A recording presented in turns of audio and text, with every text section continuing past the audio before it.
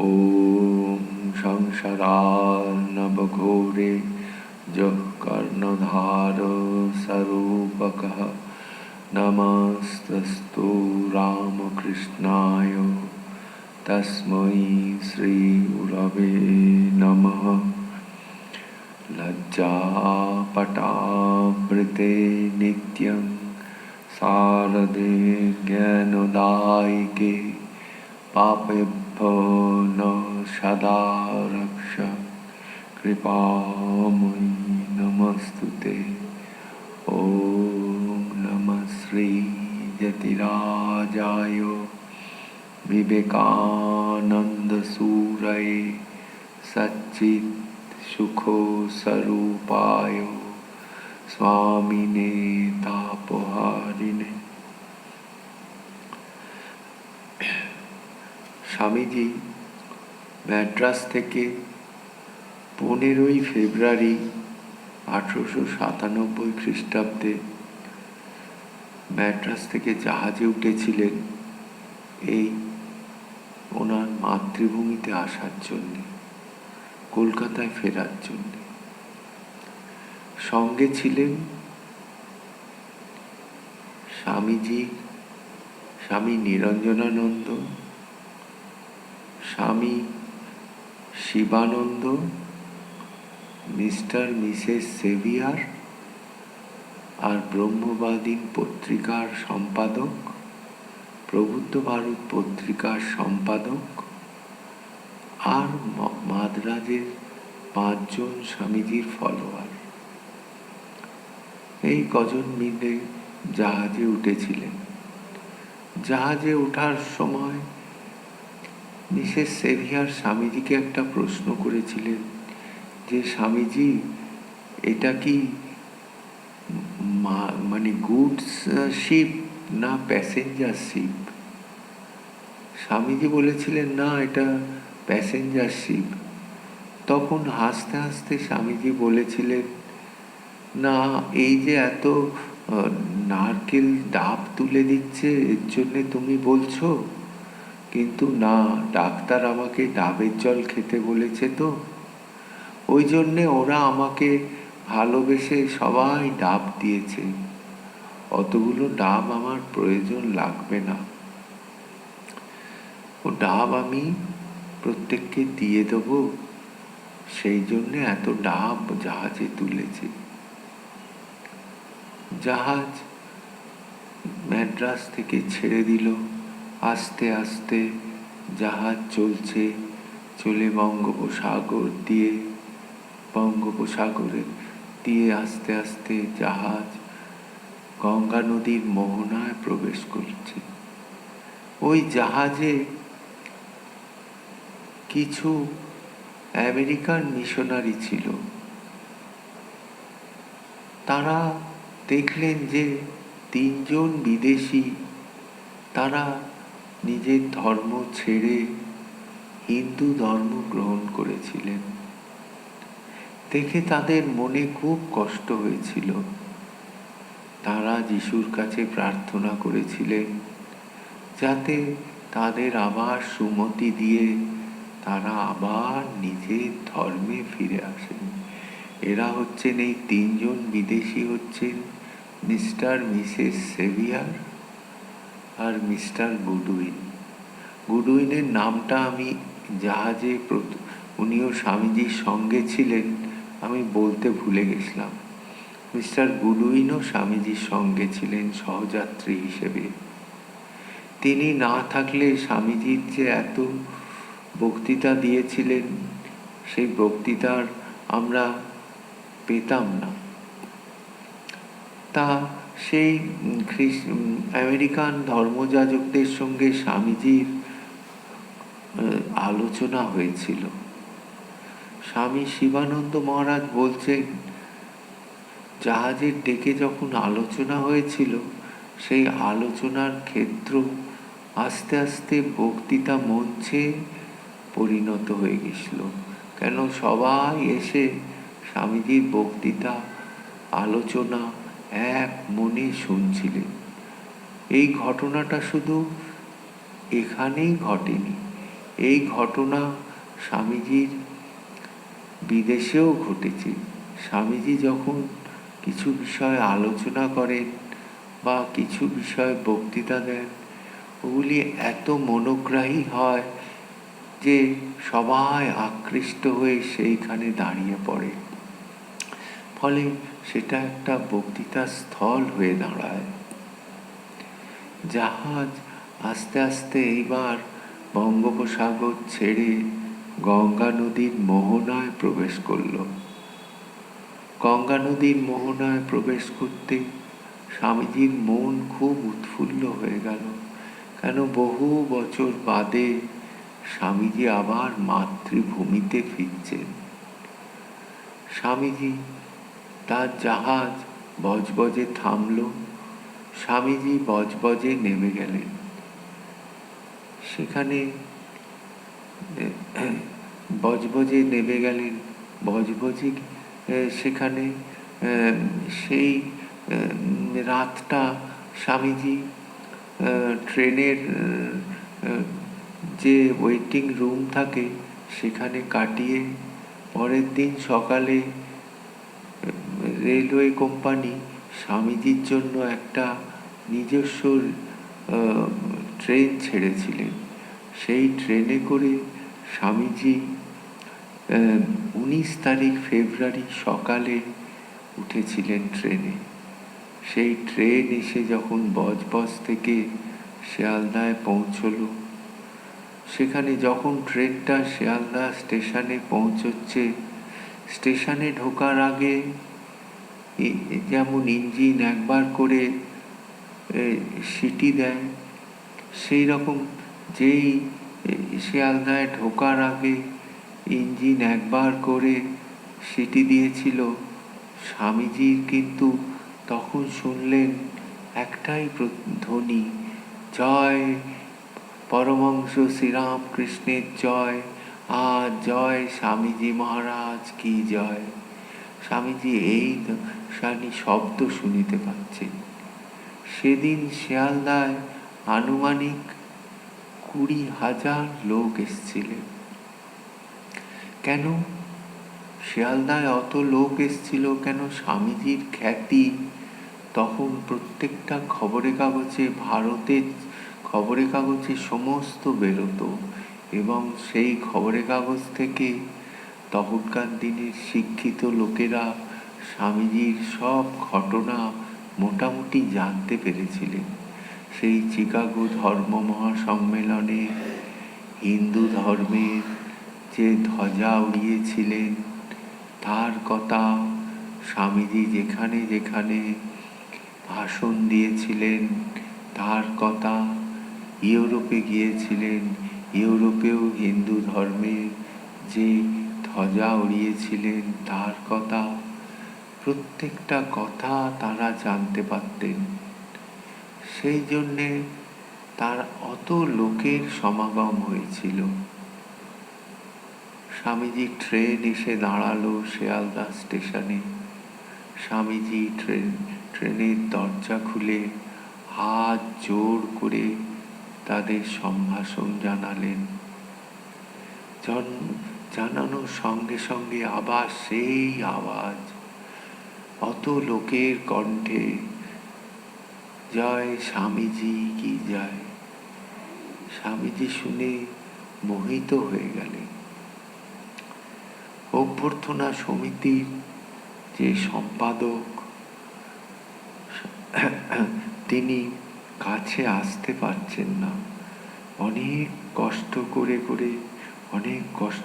করে সেই সম্পাদক নরেন্দ্রনাথ সেন মহাশয়, তিনি ইন্ডিয়ান মিরারেরও এডিটর ছিলেন আর অভ্যর্থনা সমিতির সম্পাদক ছিলেন। তিনি অতি কষ্টে ভিড় ঠেলে স্বামীজির হাত ধরে আস্তে আস্তে স্বামীজিকে শিয়ালদা স্টেশনে নামালেন। কিন্তু নামানোর সঙ্গে সঙ্গে আবার সেই এক অবস্থা, তারা ভিড় ঠেলে কিছুতেই আর অগ্রসর হতে পারছেন না। চারিদিকে স্বামীজির গায়ে পুষ্পবৃষ্টি হচ্ছে, স্বামীজিকে অতি কষ্টে এক পা দুপা করে কোনো রকমে সে নরেন্দ্রনাথ সেন আস্তে আস্তে এগিয়ে যাচ্ছেন। স্বামীজির গলায় এত মালা পরিয়ে দিয়েছিল স্বামীজির ভক্তরা যে স্বামীজির গলা পেরিয়ে মুখ পর্যন্ত মালা চলে এসেছিল। স্বামীজির জন্যে একটা ল্যান্ডো গাড়ি শিয়ালদা স্টেশনে রাখা হয়েছিল। অতি কষ্টে স্বামীজিকে ও মিস্টার মিসেস সেভিয়ারকে ওই গাড়িতে তোলা হলো। তোলা হবার পর কিছু উৎসাহী যুবক সঙ্গে সঙ্গে গাড়ির যে ঘোড়া ছিল ঘোড়া খুলে দিলেন। খুলে দিয়ে গাড়ি তারা নিজেরা টেনে নিয়ে যাচ্ছেন। 3টে বিশাল বিশাল তোরণ করা হয়েছিল। একটা তোরণ হয়েছিল সার্কুলার রোডের, সেই তোরণে আবার একটা তোরণে লেখা ছিল জয় স্বামীজি কি জয়। আর পরের তোরণ করা হয়েছিল হ্যারিসন রোডের মোড়ে, সেখানে লেখা ছিল জয় রামকৃষ্ণের জয়। তারপরে আর একটা তোরণ করা হয়েছিল, সেটা রিপন কলেজের মোড়ে। সারা রাস্তায় স্বামীজিকে প্রত্যেকটা বাড়ি থেকে পুষ্পবৃষ্টি করা হয়েছিল। বৃষ্টির মতো ফুল পড়ছে স্বামীজির গায়ে, ফুলে ফুলে রাস্তা ঢেকে গেছিল। স্বামীজিকে রিপন কলেজে সেখানেও এত লোক সমাগম হয়েছিল যে স্বামীজিকে আস্তে আস্তে সেখানে নামানো হলো। সেখানে একটা সাধারণ স্বামীজিকে সম্বর্ধনা দেওয়া হয়েছিল। কেন সম্বর্ধনা সমিতি থেকে ঠিক করা হয়েছিল, পরে একটা কলকাতার সমগ্র নাগরিক সমাজ থেকে একটা সম্বর্ধনা সভা দেয়া হবে, সেই মূল সম্বর্ধনা সভা দেয়া হবে। সেই জন্যে স্বামীজিকে সেখানে সাধারণভাবে একটা সম্বর্ধনা দেওয়া হয়েছিল। স্বামীজিকে ওখানে আবার গাড়ি করে নিয়ে এসে স্বামীজির গাড়িতে তোলা হলো। স্বামীজির গাড়ি এবারে গেল বাগবাজারে পশুপতি বোসের বাড়িতে। সেখানে স্বামীজির মধ্যাহ্ন ভোজের নিমন্ত্রণ ছিল। স্বামীজি মধ্যাহ্ন ভোজ গ্রহণ করে স্বামীজি একটু বিশ্রাম করলেন। বিশ্রাম করে বিকেল 4টের সময় ওখান থেকে বেরিয়ে বরানগরে গঙ্গার ওপর গোপাললাল শীলের যে বাগান বাড়ি ভাড়া নেওয়া হয়েছিল, সেখানে স্বামীজির সঙ্গে যারা যারা বিদেশি ও স্বামীজির ফলোয়ার যারা এসেছিলেন তাদেরকে সেই বাড়িতে রাখার ব্যবস্থা করলেন। ব্যবস্থা করে স্বামীজি এবার মঠে ফিরে গেলেন। তখন মঠ আর সেই বরানগরে ভাঙা বাড়িতে ছিল না, মঠ চলে এসছে আলমবাজারে ভাড়া বাড়িতে। স্বামীজি তখন আলমবাজার মঠে চলে গেলেন। সেখানে দ্বারেতে মঙ্গল ঘট বসিয়ে স্বামীজিকে সব গুরু ভাই সবাই সম্বর্ধনা দিয়েছিল। স্বামীজি তখন থেকে রাতের বেলাটা আলমবাজার মঠে থাকতেন, আর দিনের বেলা স্বামীজি চলে যেতেন গোপাললাল শীলের বাগান বাড়িতে। ওখানে স্বামীজি সারা দিন কর্মব্যস্ত থাকতেন। চিঠিপত্রের উত্তর দেয়া থেকে শুরু করে, টেলিগ্রামের উত্তর দেয়া থেকে শুরু করে, স্বামীজির সঙ্গে কলকাতার বহু লোক নিত্য দেখা করতে আসতো। একজন নয়, অনেকজন। তাদের সঙ্গে আলাপ আলোচনা ইত্যাদিতে স্বামীজি খুব ব্যস্ত থাকতেন। স্বামীজি 25শে ফেব্রুয়ারির একটা পত্রে লিখছেন যে লোকে বলে আমার এখন মরার সময় নেই, কিন্তু আমার কি অবস্থা জানো? সমগ্র দেশময় শোভাযাত্রা, বাদ্যভাণ্ড, সংবর্ধনার রকমারি আয়োজনে আমি এখন মৃতপ্রায়। এখন আমার বিশ্রামের প্রয়োজন। এই ক্লান্তি যদি আমার না যায়, এইরূপ যদি আমার বিশ্রাম না হয়, তাহলে আমি এইরকম 6 মাস চললে আমার এই শরীর থাকবে কিনা সন্দেহ। স্বামীজি বলছেন, স্বামীজিকে এত সম্বর্ধনা, এত স্বামীজিকে আদর আপ্যায়ন করেছেন, মানে স্নেহের অত্যাচার এত স্বামীজির ওপর দিয়ে হয়েছিল যে স্বামীজি ওই অত্যাচার সহ্য করতে করতে একদম ক্লান্ত হয়ে পড়েছিলেন। তারপর সেই দিন এসে গেল 28শে ফেব্রুয়ারি 1897 খ্রিস্টাব্দ, যেদিন অভ্যর্থনা সমিতি স্বামীজিকে কলকাতার পক্ষ থেকে সম্বর্ধনা দেবার আয়োজন করেছিলেন। সে অনুষ্ঠান হয়েছিল রাধাকান্ত দেবের ঠাকুর বাড়িতে, শোভাবাজারে। সেখানে সভাপতির আসন গ্রহণ করেছিলেন বিনয় কৃষ্ণ দেব বাহাদুর। তিনি এসে সভাপতির আসন গ্রহণ করেছিলেন। স্বামীজিকে যথা সময় সভায় নিয়ে আসা হলো।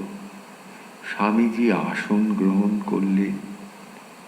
সভাপতি মহাশয় তখন স্বামীজির উদ্দেশ্যে বলেছিলেন, ভারতীয় জীবনে এই পুরুষ সিংহ অতুল কীর্তি স্থাপন করিয়াছেন।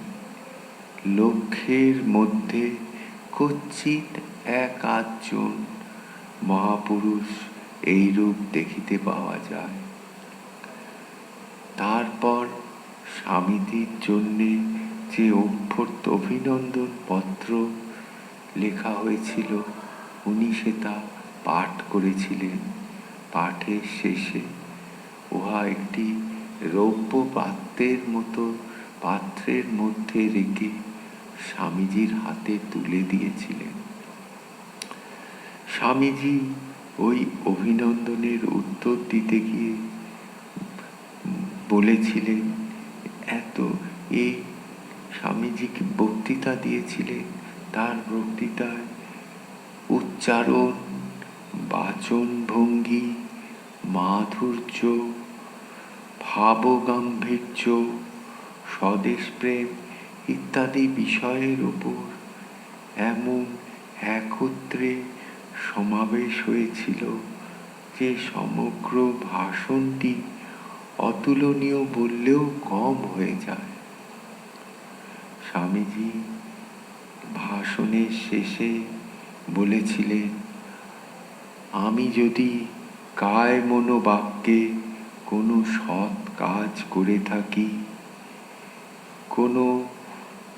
যদি আমার মুখ দিয়ে যদি এমন কত কথা বাহির হয়ে যায় যার জন্যে জগতে বিন্দু মাত্র উপকার হয়ে থাকে, তা আমার গৌরব নয়, তা হচ্ছে সেই তার গৌরব। আর আমার মুখ দিয়ে যদি কিছু ঘৃণা বা অভিশাপ নির্গত হয়, সেইটা হচ্ছে আমার কথা, ওটা ওনার কথা নয়। যা কিছু দুর্বল, যা কিছু দোষযুক্ত সবই আমার, আর যাহা কিছু জীবনপ্রদ যাহা কিছু বলপ্রদ, যাহা কিছু পবিত্র, সবই তার, আমার কিছু নয়। সেই আমার গুরু রামকৃষ্ণ দেবের। এইভাবে তিনি তার কথা বলেছিলেন। তিনি ছিলেন তার রামকৃষ্ণময়। প্রতিটা কথায়, প্রতিটা জিনিসে তিনি তার কথা বলে গেছেন। শেষে তিনি বলিলেন, কলকাতাবাসী যুবকগণ, তোমরা জাগো, কারণ শুভ মুহূর্ত আসিয়াছে। ওঠো, জাগো, কারণ তোমার মাতৃভূমি এই মহাবলি প্রার্থনা করছে। স্বামীজি এইসব বলে তার বক্তৃতা শেষ করে দিয়েছিলেন। সেদিন ওই সভায় 4,000-এর মতো লোক এসেছিলেন। আর এসেছিলেন প্রত্যেকটা সম্ভ্রান্ত ঘর থেকে, লেখাপড়া জানা শিক্ষিত সমাজ থেকে, সর্বস্তরের মানুষ এসেছিলেন। স্বামীজি সঙ্গে যারা এসেছিলেন, বিদেশি শিষ্য শিষ্যা, তারা দেখে অভিভূত হয়ে গেছিলেন। এইভাবে স্বামীজির সংবর্ধনা সভা শেষ হয়ে গেল। স্বামীজি একদিন বাগবাজার নয়, ওটা হচ্ছে স্বামীজির বন্ধু প্রিয়নাথ মুখোপাধ্যায়ের বাড়িতে মধ্যাহ্ন ভোজনের নিমন্ত্রণে গিয়েছিলেন। সেখানে স্বামীজির শরৎচন্দ্র চক্রবর্তীর সঙ্গে দেখা হয়েছিল, প্রথম দেখা হয়েছিল। সেই স্বামী শিষ্য সংবাদ লিখেছিলেন বিখ্যাত শরৎ চক্রবর্তী। স্বামীজি যাকে আদর করে বাঙাল বলতেন, তার সঙ্গে দেখা হয়েছিল। তারপর সেখান থেকে স্বামীজি চলে এসেছিলেন ইন্ডিয়ান মিরর পত্রিকার সম্পাদক আর অভ্যর্থনা সমিতির সভাপতি নরেন্দ্রনাথ সেনের বাড়িতে। সেখানে স্বামীজির সঙ্গে তার বিদেশের আমেরিকার বিষয়, ইউরোপের বিষয় অনেক আলোচনা হয়েছিল। স্বামীজি বলেছিলেন, ও দেশে ভিক্ষার ঝুলি নিয়ে দাঁড়ালে কিচ্ছু হবে না। ও দেশে আদান প্রদান করতে হবে, বেদান্তের ভাব ওদের দিতে হবে, আর ওদের থেকে আমাদের নিতে হবে কিভাবে জাগতিক সম্পদ অর্জন করা যায়, তার মন্ত্র। এইভাবে দেওয়া নেওয়া করলে আমাদের ভারতেরও মঙ্গল, তাদেরও মঙ্গল। ওইখানে স্বামীজির গোরক্ষা সমিতির তরফ থেকে না, ওখান থেকে স্বামীজি ফিরে এসেছিলেন গোপাললাল শীলের ঠাকুর বাড়িতে, গোপাললাল শীলের বাগান বাড়িতে। সেখানে সেদিন গোরক্ষা সমিতির থেকে লোক এসেছিল।